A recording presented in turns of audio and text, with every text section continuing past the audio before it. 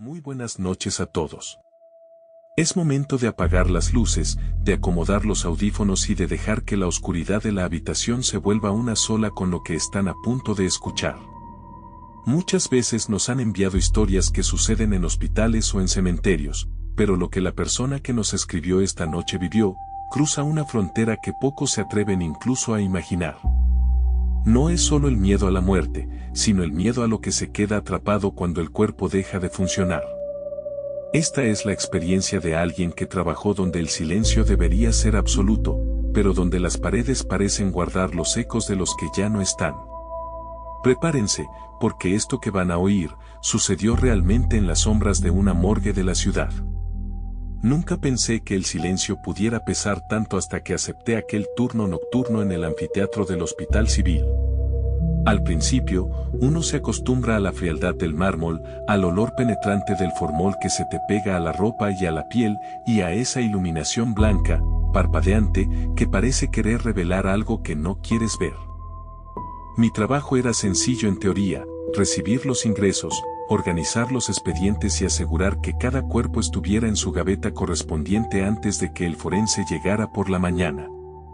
Pero hay algo en ese sótano, algo que no te enseñan en los manuales de medicina ni en los protocolos de seguridad. El aire allí abajo es distinto, se siente denso, como si estuvieras caminando bajo el agua. Y cada paso que das resuena en los pasillos vacíos con una intensidad que te hace dudar si realmente eres el único que está caminando. Esa noche, en particular, el ambiente estaba cargado de una manera eléctrica. Había llovido a cántaros y la humedad se filtraba por los ductos de ventilación, creando una neblina tenue que flotaba a la altura de mis rodillas. Me encontraba solo en la oficina, terminando de capturar unos datos, cuando escuché el primer sonido. No fue un golpe, ni un grito. Fue el sonido metálico de una bandeja de acero deslizándose lentamente, un chirrido agudo que cortó el silencio como un bisturí. Me quedé helado, con los dedos suspendidos sobre el teclado. Sabía perfectamente que todas las gavetas estaban cerradas. Me levanté con el corazón martilleando contra mis costillas y caminé hacia la sala principal, tratando de convencerme de que el cambio de temperatura había dilatado el metal. Pero al entrar y encender la luz principal, vi que la gaveta número 14, la que contenía a un hombre que nadie había reclamado en 3 días, estaba abierta de par en par. Y la sábana que debía cubrirlo estaba amontonada en el suelo, como si alguien se la hubiera arrancado de un tirón. Caminé hacia la plancha con las piernas temblorosas, el frío del suelo atravesando las suelas de mis zapatos. Mis ojos no podían despegarse de la silueta pálida que yacía sobre el metal. Estaba seguro de que lo había dejado boca arriba, pero ahora, el cuerpo parecía estar ligeramente inclinado hacia un lado, con la mano derecha colgando fuera de la bandeja, apuntando hacia el suelo oscuro. Con manos torpes y la respiración entrecortada, tomé el brazo del hombre para regresarlo a su lugar. Estaba más frío de lo normal, con una rigidez que se sentía como piedra, pero justo cuando mis dedos rodearon su muñeca, sentí algo que me heló la sangre más que cualquier cadáver, un pulso débil, rítmico y desesperado, que golpeó contra la yema de mis dedos, seguido por un suspiro ronco que escapó de entre sus labios entreabiertos, mientras la luz del pasillo comenzaba a parpadear violentamente, dejándome a oscuras frente a lo que no debería estar vivo. El parpadeo de las luces me dejó en una ceguera intermitente, esos segundos de oscuridad absoluta donde la mente proyecta lo que más teme. En cada destello de luz, la figura sobre la plancha parecía estar en una posición distinta, una ilusión óptica macabra nacida del terror, o eso quería creer. Cuando la iluminación finalmente se estabilizó con un zumbido eléctrico, me di cuenta de que no estaba solo en esa percepción, el cuerpo ya no tenía los ojos cerrados. Aquellas cuencas nubladas por la muerte estaban fijas en el techo, pero sus dedos, los mismos que yo había intentado acomodar, se habían cerrado con una fuerza sobrenatural alrededor de mi muñeca. No era un espasmo post-mortem, era un agarre deliberado, una presión gélida que me quemaba la piel. Traté de gritar, pero la voz se me quedó atorada en la garganta, convertida en un nudo de puro pánico.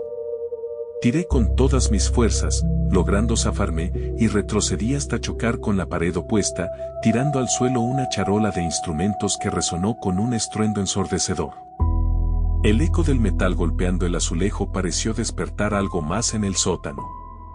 Desde el fondo del pasillo, donde las gavetas de refrigeración guardan los restos de quienes el mundo ya olvidó, empezaron a escucharse otros sonidos.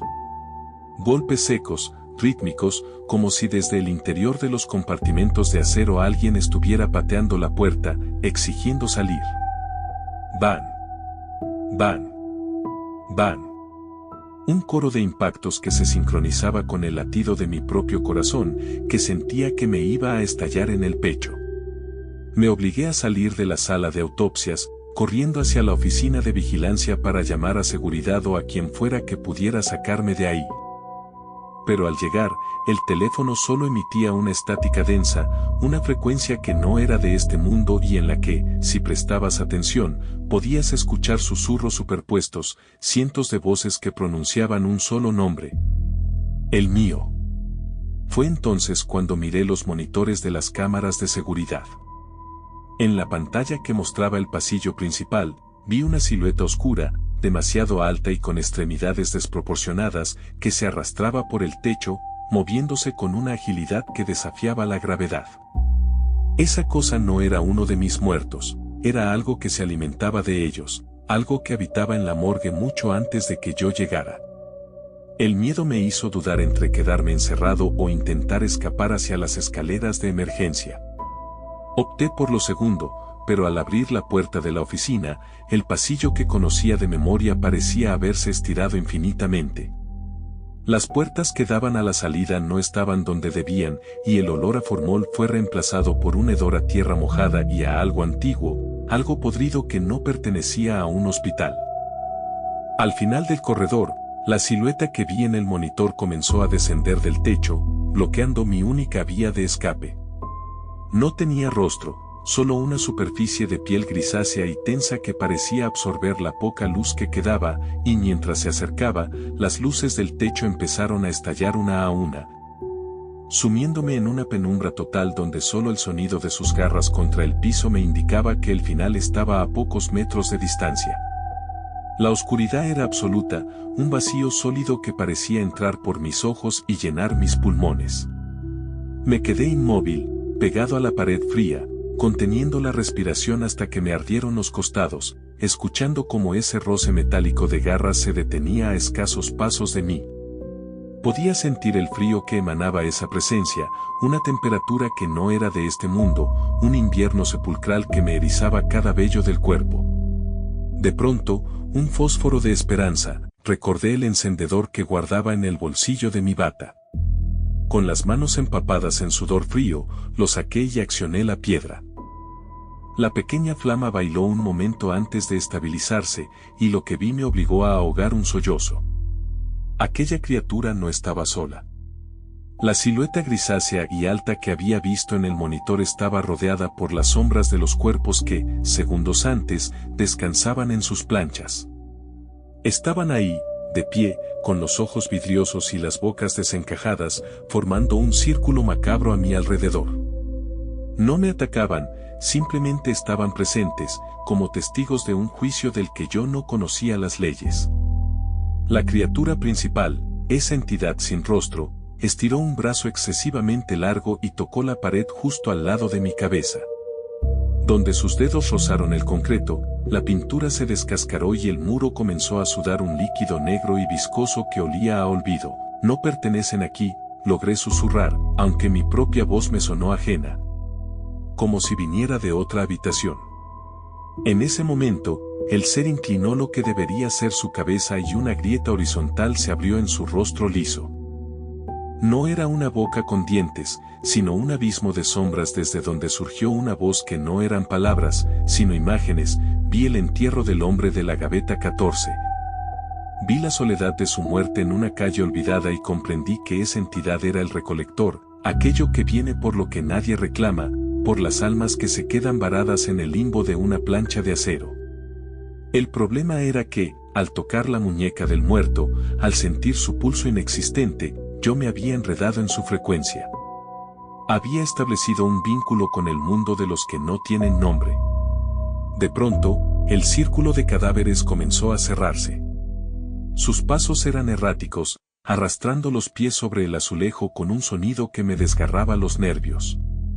El encendedor comenzó a calentarse, quemándome el pulgar, pero no me atrevía a soltarlo, era mi única ancla a la realidad.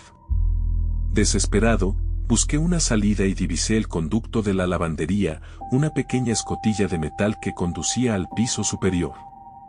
Era un espacio reducido, casi una tumba en sí misma, pero era mi única oportunidad. Me lancé hacia ella justo cuando el encendedor se apagó.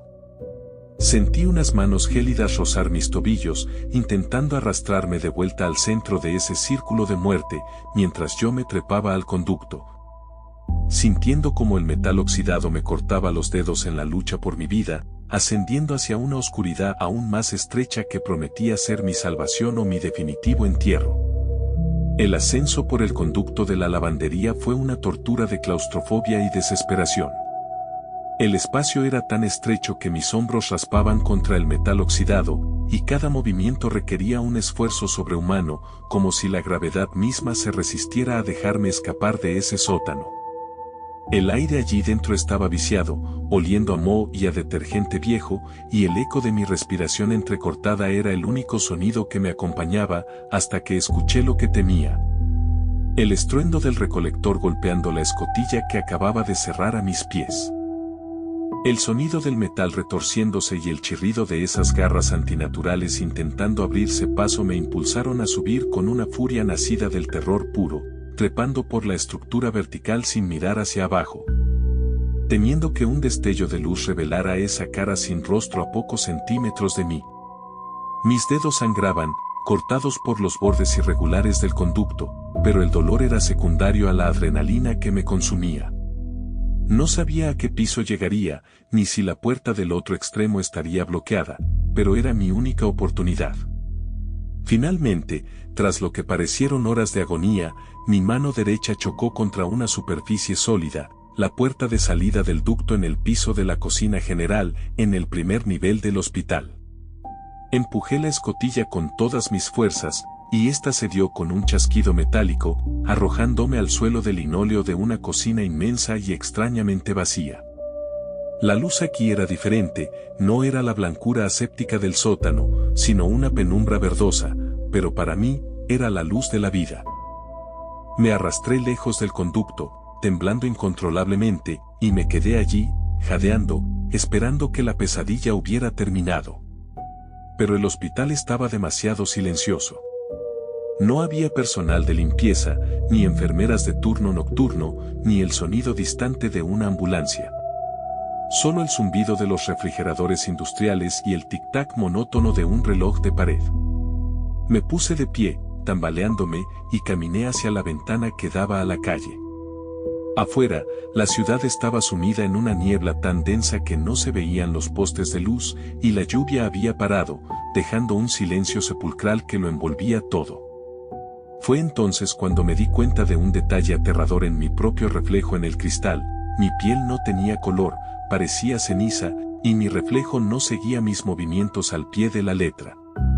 Cuando levanté la mano para tocar el vidrio, mi imagen en el espejo levantó la suya unos segundos después, y su rostro, que debería ser el mío, sonrió con una boca llena de la misma oscuridad que había visto en el recolector. El pánico me paralizó de nuevo. ¿Y si no había escapado? ¿Y si la criatura me había atrapado en el conducto y esto que estaba viviendo era solo una proyección de mi mente en sus últimos momentos de cordura? Corrí hacia la puerta principal del hospital, desesperado por salir a la calle, por sentir el aire aunque estuviera frío, por ver a otra persona, pero las puertas de cristal estaban cerradas con llave y cadena desde afuera. Detrás de mí, por el pasillo principal que llevaba a la cocina, comencé a escuchar de nuevo ese sonido que me helaba la sangre, el rítmico, metálico y pesado andar del recolector, acompañado ahora por el coro de voces estáticas del teléfono, susurrando mi nombre con más fuerza, más cerca, más hambrientas, mientras las luces de la cocina comenzaron a parpadear. Sumiéndome de nuevo en esa penumbra donde lo real y lo imposible se daban la mano. El parpadeo de las luces se detuvo en seco, dejando la cocina sumida en una penumbra rojiza que provenía de las señales de salida de emergencia. En ese silencio absoluto, vi cómo la puerta que me separaba del pasillo comenzaba a abombarse, como si algo inmenso estuviera empujando desde el otro lado, deformando la madera y el metal con una fuerza bruta y silenciosa. De las rendijas del suelo y de los conductos de ventilación, empezó a brotar aquel líquido negro que había visto en el sótano, inundando la habitación y subiendo por mis pies, atrapándome como si fuera brea. Comprendí entonces la verdad más amarga: no había escapado del sótano. En la morgue, cuando aquel muerto me sujetó la muñeca, no fue un ataque, fue un marcaje. Yo ya no pertenecía al mundo de los vivos, pero mi cuerpo aún no lo sabía. La puerta finalmente cedió, pero no se abrió hacia adentro, sino que se deshizo en cenizas. El recolector entró caminando lentamente, su figura estirada rozando el techo, y tras él, el hombre de la gaveta 14 me miraba con una tristeza infinita. No había violencia en sus movimientos, solo una inevitabilidad aterradora. Me rodeó con sus brazos largos y gélidos, y mientras el mundo se desvanecía en un fundido a negro, sentí que mi propio corazón dejaba de latir, no por miedo, sino porque ya no tenía un lugar donde bombear sangre.